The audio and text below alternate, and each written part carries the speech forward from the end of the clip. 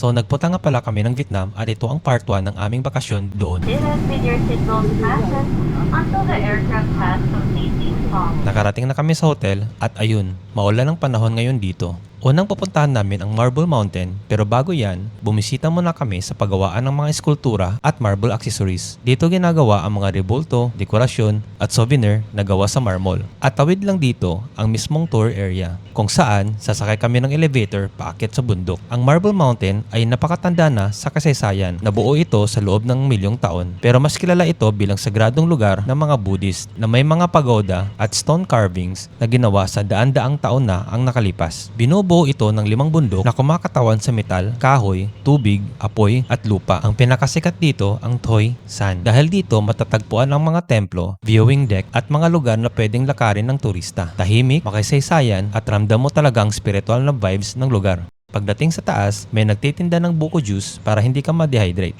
Pero mas mabuti pa rin na magdala ng sariling tubig. Makikita mo rin ang Buddha kapag hinawakan mo ang tiyan nito at nag-wish, swerte at kasaganaan ng buhay daw ang darating.